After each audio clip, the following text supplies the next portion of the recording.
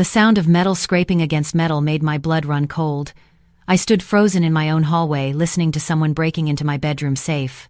My phone was already in my hand, but it wasn't 911 I was calling. I hit the number for my attorney, Helen, who I'd asked to meet me here at exactly 3 o'clock. She'd be pulling up any minute now. "I'm here, Barbara." Helen's voice came through my Bluetooth earpiece, quiet and professional. "Coming up the walkway now." "He's in my bedroom," I whispered, breaking into my safe.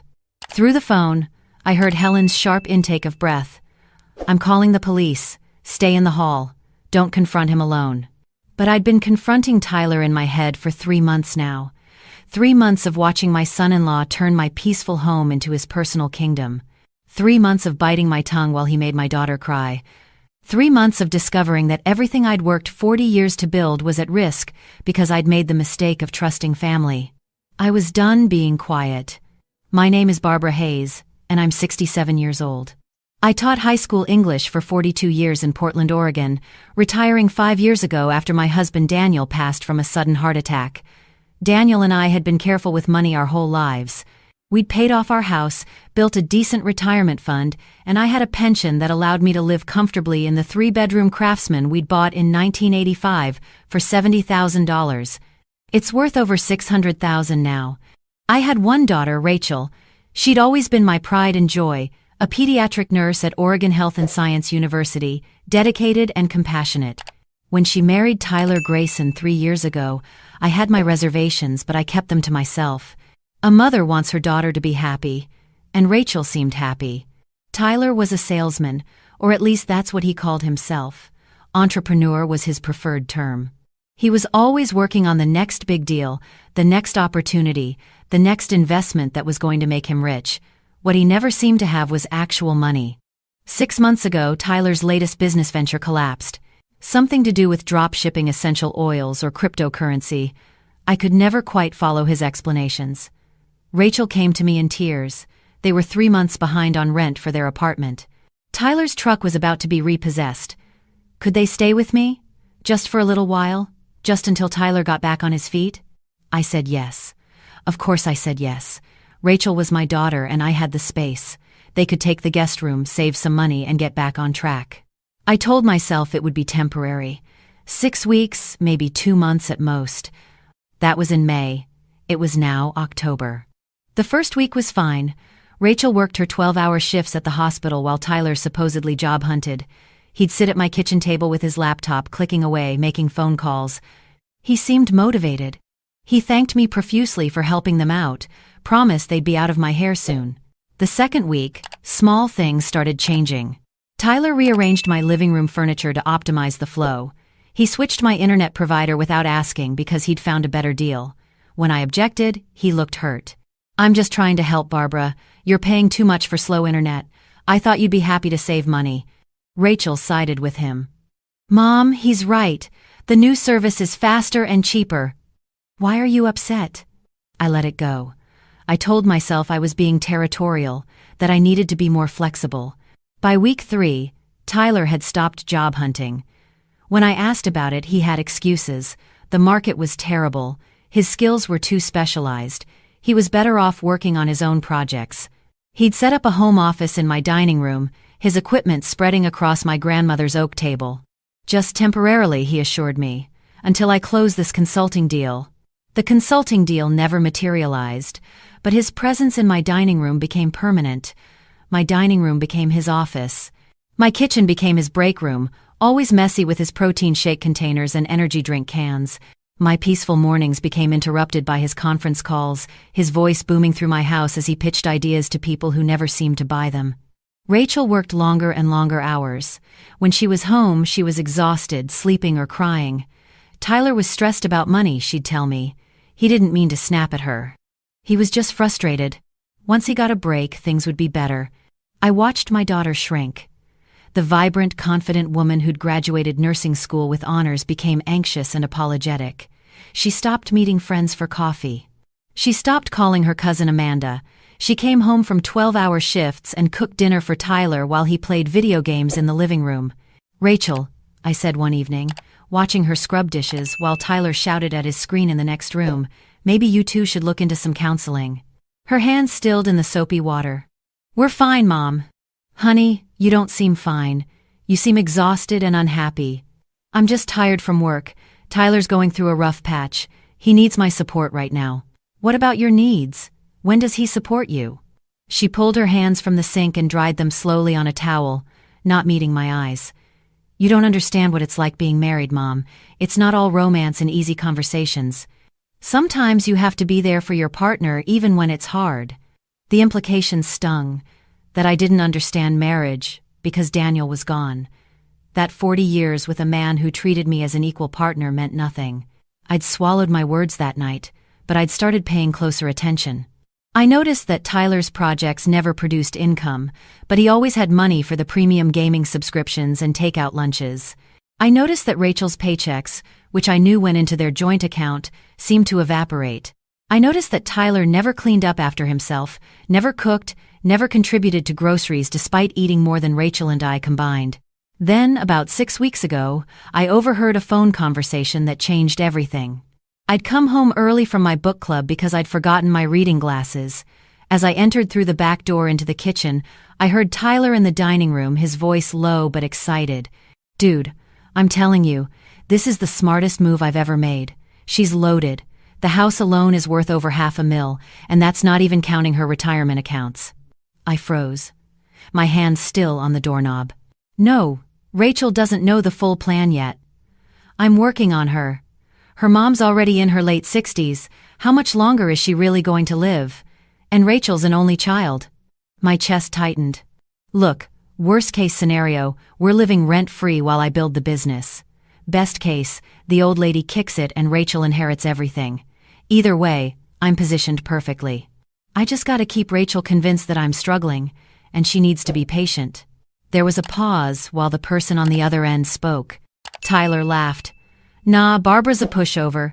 She's too worried about what Rachel thinks to kick us out, and Rachel feels guilty that I lost my job, so she'll do whatever I need.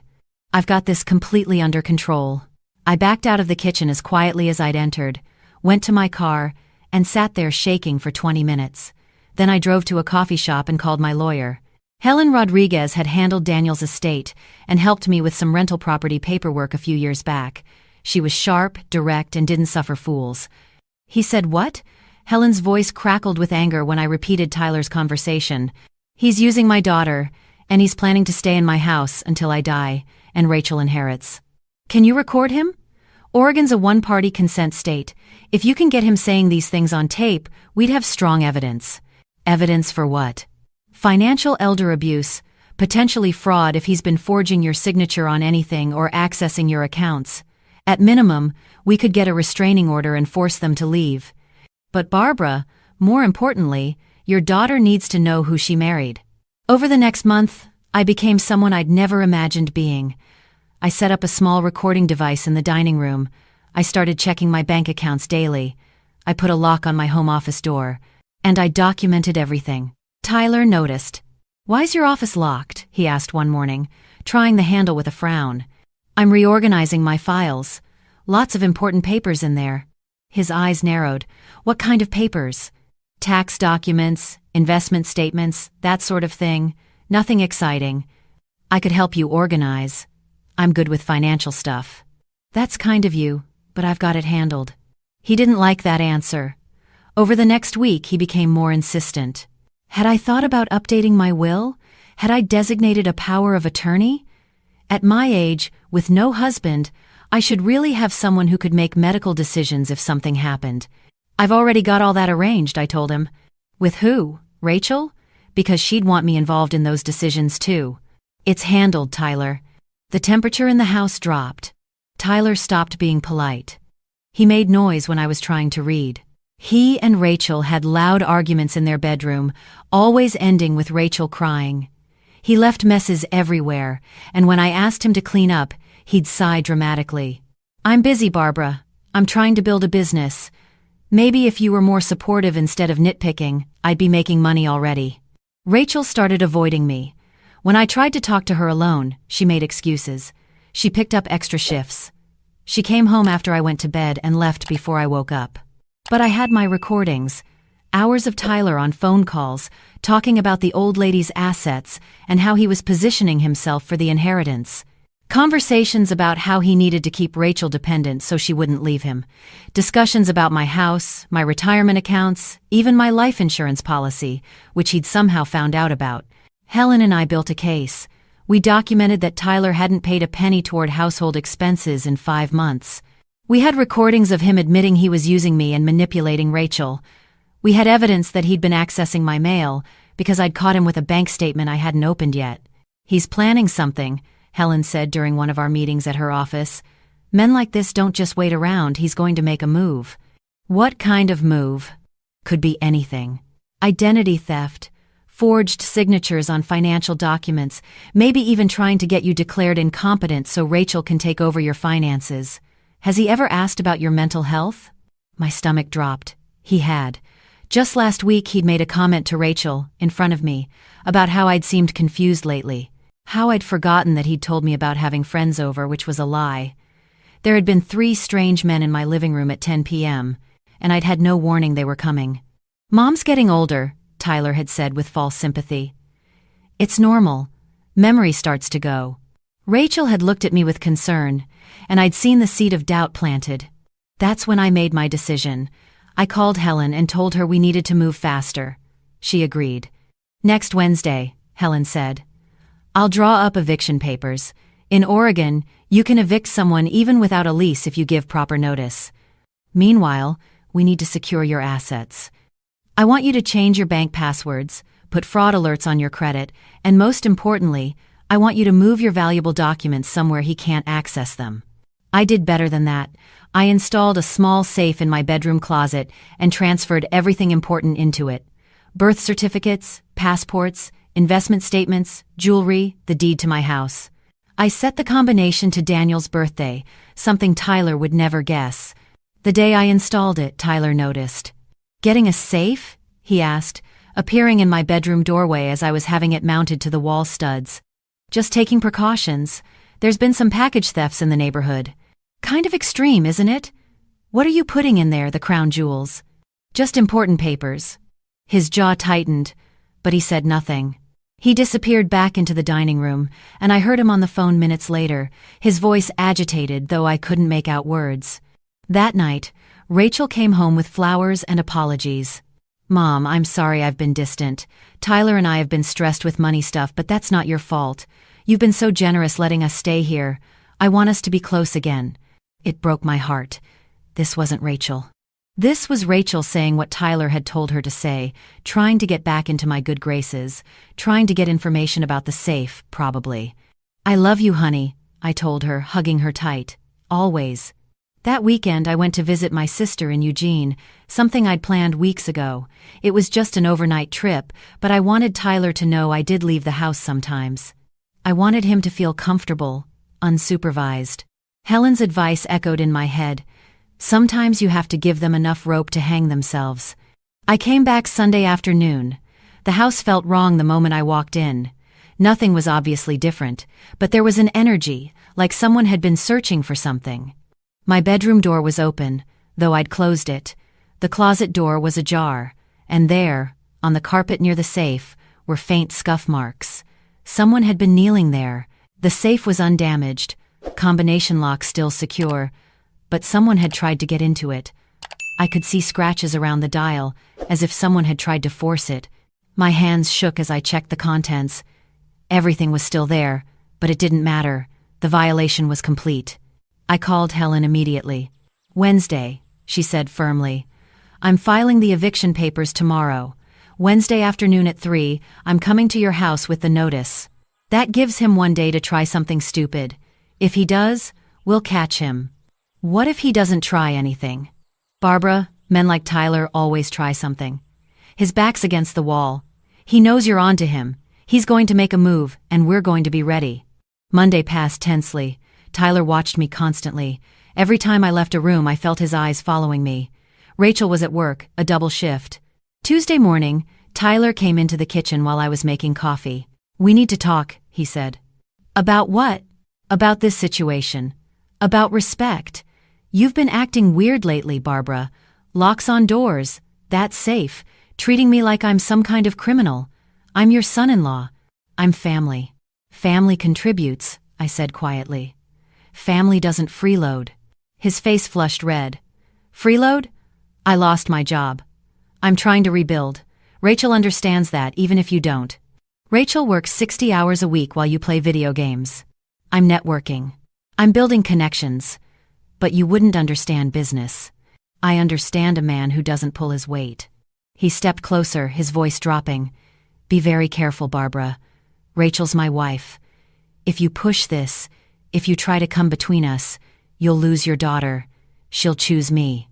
And then you'll be alone in this big house, getting older every day, with nobody to take care of you. Is that what you want? My heart pounded, but I kept my voice steady. Is that a threat? It's reality. You need us more than we need you. There are plenty of places we could go. Rachel's been talking about moving to Seattle anyway. Better opportunities there. Better for her career. He paused. But if we left, you'd never see your daughter again. Or any future grandchildren. That would be sad, wouldn't it? He left the kitchen, leaving me gripping the counter. I texted Helen immediately. He just threatened me. Her response was instant. Did you record it? I had. The device in the kitchen had caught everything. Tomorrow, Helen texted. Stay strong. One more day. Wednesday morning, Rachel left for work at 6 a.m. Tyler slept until 10, then emerged and went straight to his laptop in the dining room. I stayed in the living room, pretending to read, actually watching the clock. At 2:30, Tyler got a phone call. His voice was excited. Yeah, I can meet now. Give me 45 minutes. He appeared in the living room doorway. I'm heading out for a meeting. Potential investor for my consulting business. Should be gone a couple hours. Good luck, I said neutrally. He left. I watched from the window as his truck pulled out of the driveway. Then I called Helen. He's gone, I said. He said he'll be back in a couple hours. He's lying, Helen said immediately. He's waiting somewhere nearby. Barbara, I want you to listen very carefully. At 3 o'clock I'm going to text you. When I do, I want you to make a big show of leaving. Get in your car, drive away. Don't actually leave. Circle the block and park where you can see your house but he can't see you. You think he's going to break in? I think he's going to use his key to enter his current residence and try to access your safe one more time, and this time, we're going to catch him. My mouth went dry. What if he hurts me? He won't get the chance. I've arranged for Officer Patricia Mendez to be in the area. She's a friend, and she's very interested in this case. The moment he enters that house after you leave, we're calling her. She'll be there in under 2 minutes. At 2:55, Helen's text came. Time to go, big show.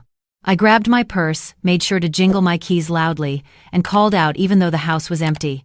I'm heading to the store. Be back in an hour.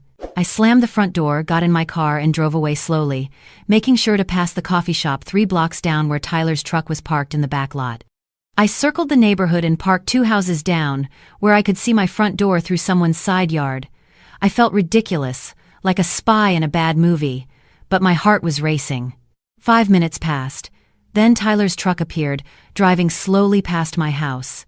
He circled once, twice, making sure I was really gone. Then he pulled into my driveway. He had a key, of course. He lived there. But watching him enter my house, knowing what he planned to do, made my skin crawl. I texted Helen, he's inside.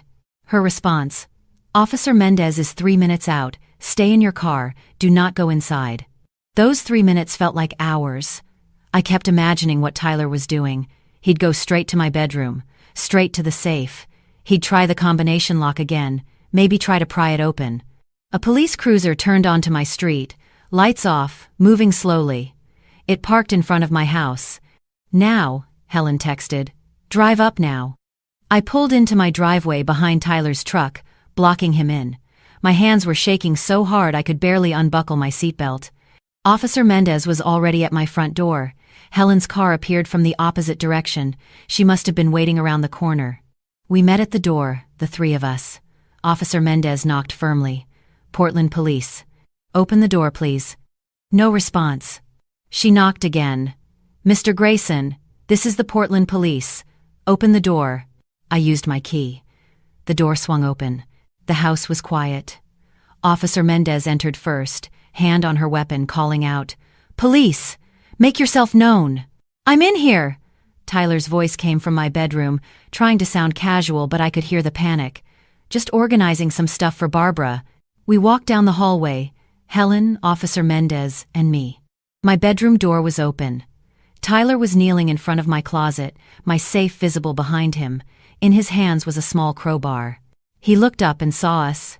His face went through a series of expressions: surprise, confusion, calculation, and finally, anger masquerading as innocence. "Barbara, I thought you went to the store." "I was just, I noticed your closet door wasn't closing right, thought I'd fix the hinge." He held up the crowbar as if this explained everything. Officer Mendez stepped forward. "Mr. Grayson, I need you to put down the tool and step away from the safe." "What? This is crazy. I live here. I was just helping." "You were breaking into a safe," I said, my voice steadier than I felt, with a crowbar. "I wasn't breaking in. I was checking if it was secure." After that conversation we had about security, I thought, "You thought you'd use a crowbar to test how secure it is?" Helen's voice was cold and professional. "That's interesting. Officer Mendez, I believe this constitutes attempted theft." Tyler stood up, the crowbar still in his hand. "This is insane. Barbara, tell them. Tell them I'm your son-in-law. I'm allowed to be here." "You're allowed to be in the guest room," I said quietly. "You're not allowed to be in my bedroom with a crowbar trying to open my safe." "I wasn't trying to open it." "Then why is the crowbar positioned against the lock plate?" Officer Mendez pointed. There were fresh scratches on the metal around the combination dial. "These marks are new." Tyler's composure cracked. "You set me up. You planned this whole thing." "I protected myself," I corrected.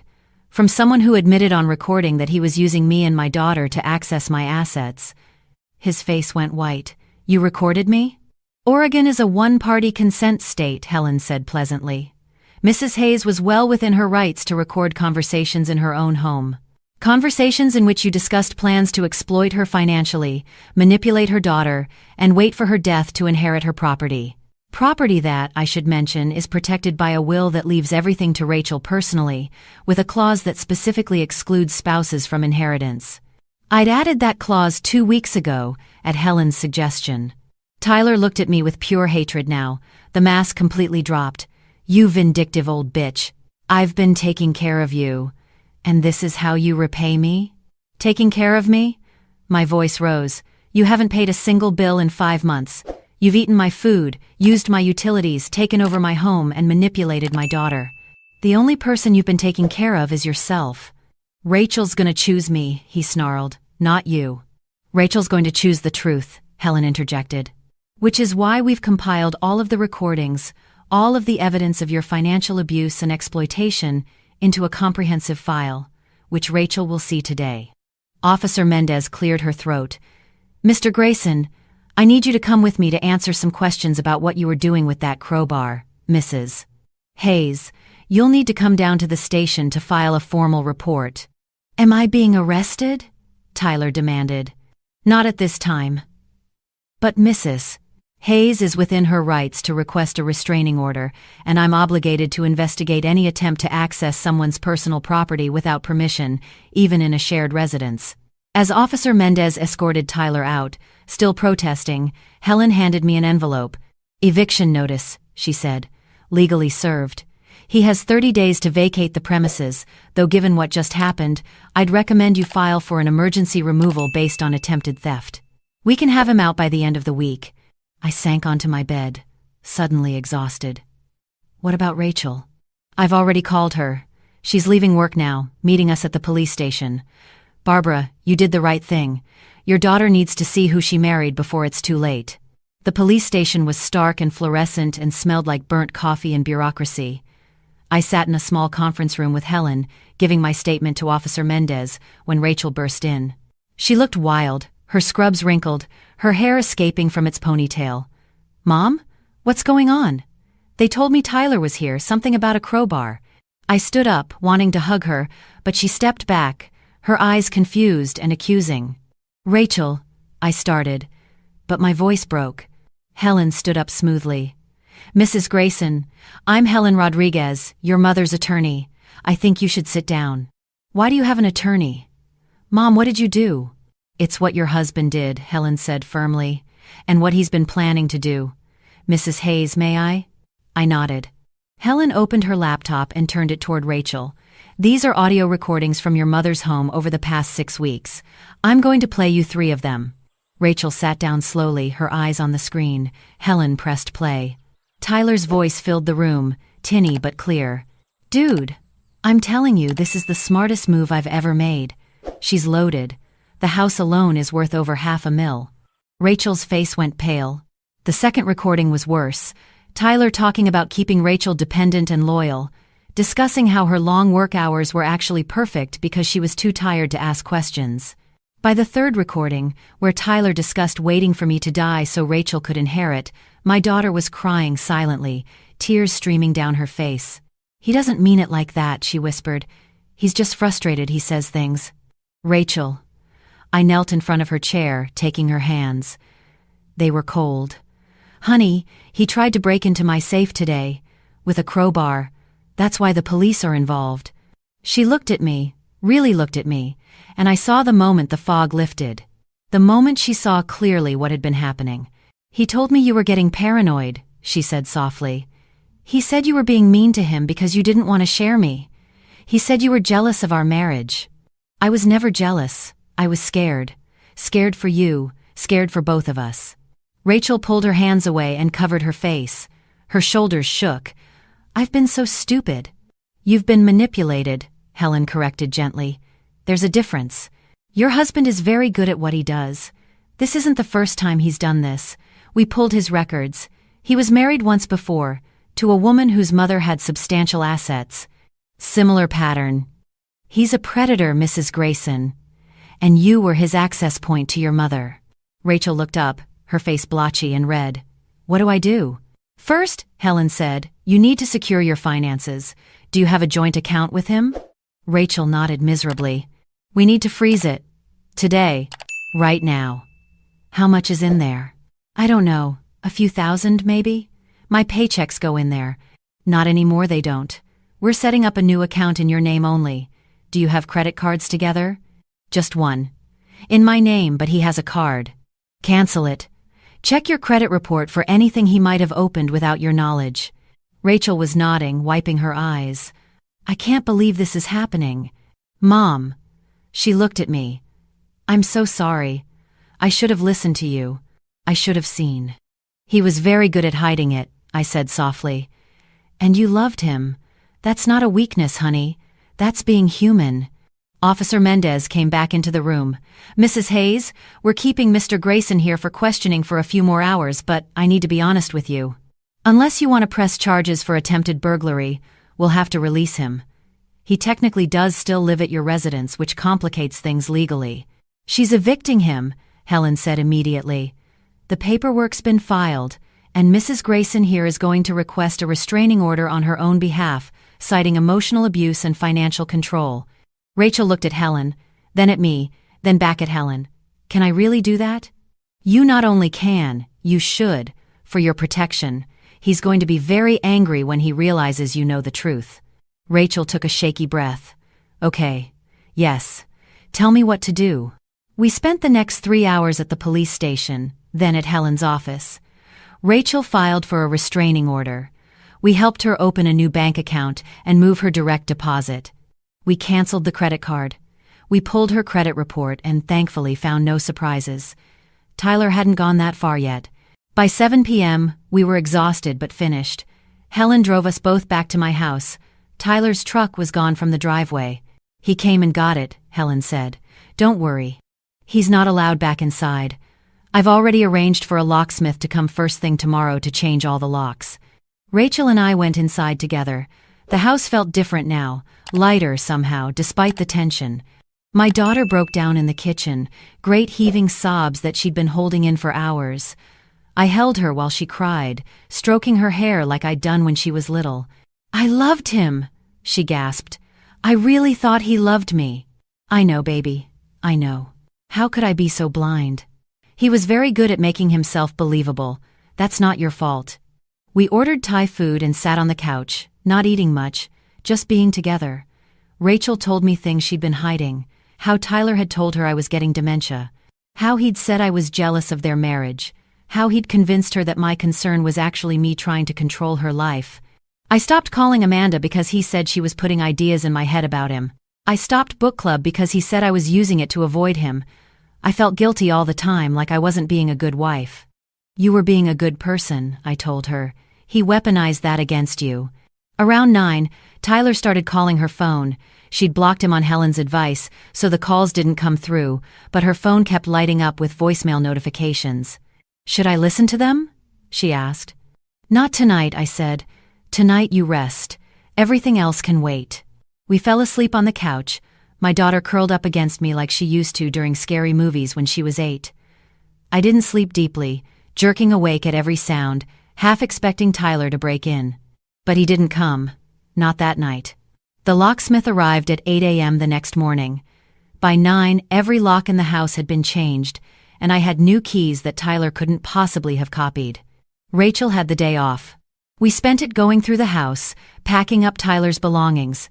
It felt therapeutic, putting his life into boxes. All his gaming equipment, his clothes, his protein powders and energy drinks. All evidence of his presence, contained and ready to be removed. Helen arrived at noon with an update. The restraining order was approved, both yours and Rachel's. He can't come within 100 yards of either of you. We've arranged for him to pick up his belongings from a storage unit, not from your house. He's been notified. How did he take it? Rachel asked quietly. About as well as you'd expect. Lots of threats about lawyers and lawsuits. But Mrs. Hayes, you're on very solid legal ground. He has no claim to your house, your assets, or anything else. And Rachel, you'll want to file for divorce as soon as possible. Rachel nodded, looking numb. Yeah, I figured. The divorce papers were filed 3 days later. Tyler contested nothing, probably because he knew he had no leg to stand on.